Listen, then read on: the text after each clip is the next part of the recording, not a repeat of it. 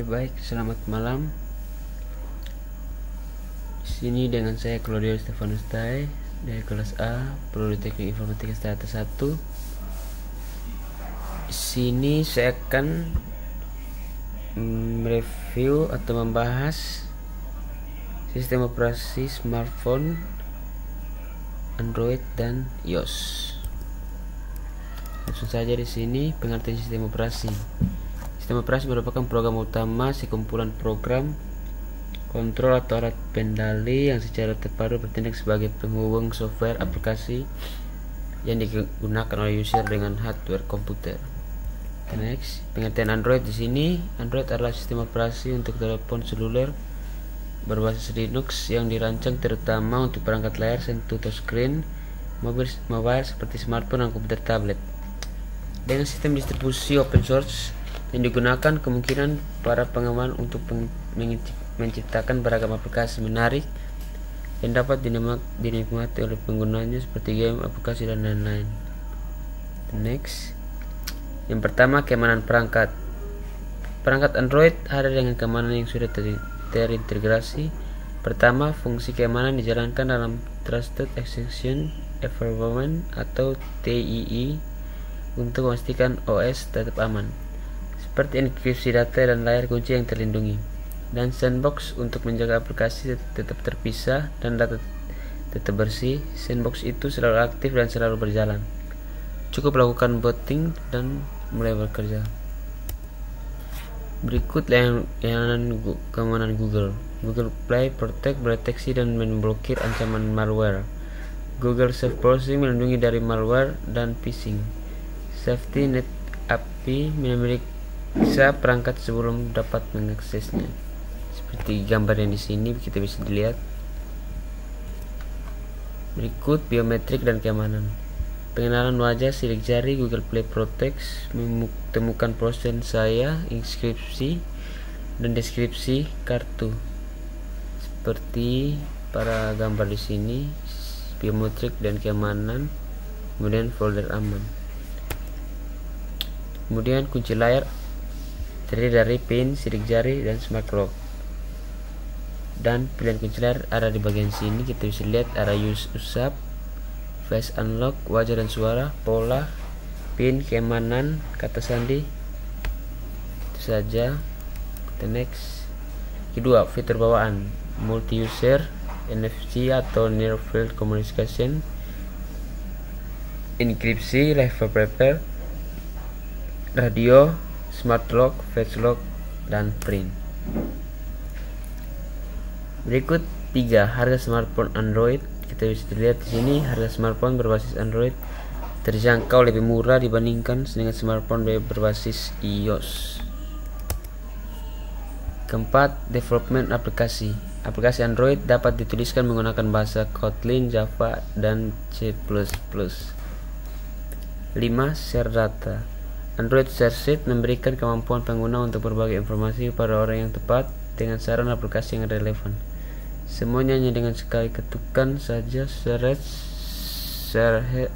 Sheet dapat menyarankan target yang tidak tersedia dengan solusi khusus dan dengan peringkat yang konsisten.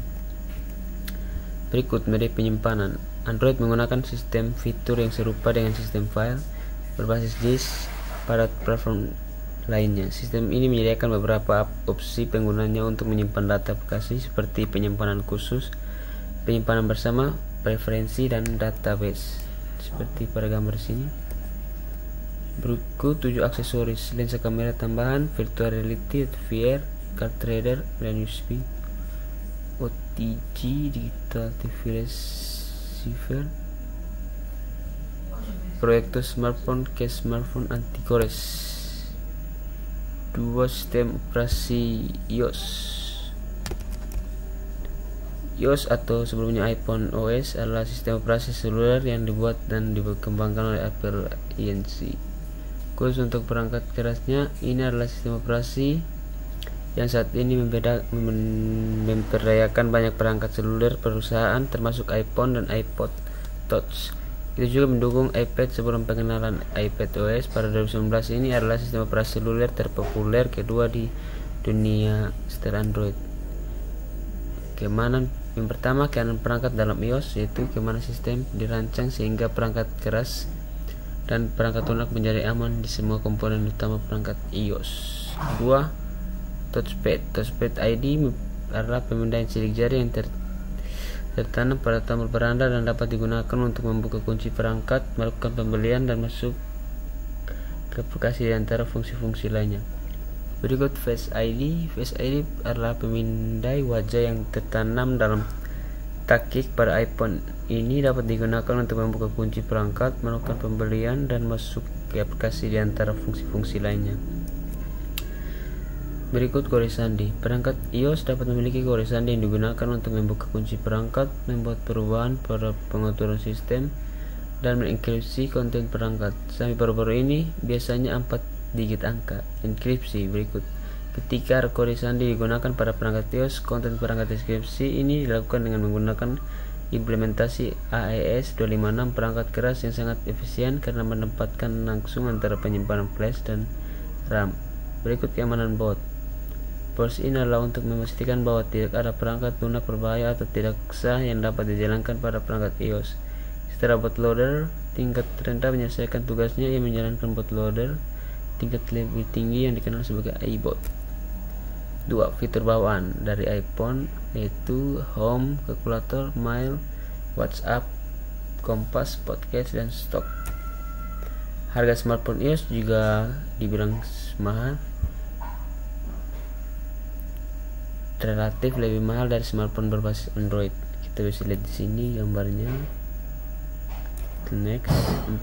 Development aplikasi. Merancang dan membangun aplikasi untuk pasar operasi sistem iOS harus menggunakan bahasa pemrograman Swift dan Swift UI pada iCodes. 5. Share data menggunakan sambungan USB dan pelayaran Wi-Fi. 6. Media penyimpanan. Perangkat iPhone memiliki kapasitas penyimpanan mulai dari 16GB hingga 512GB untuk iPhone, 16 hingga 1TB untuk iPad, dan 8GB hingga 265 untuk iPods. Kita bisa lihat di sini di gambarnya.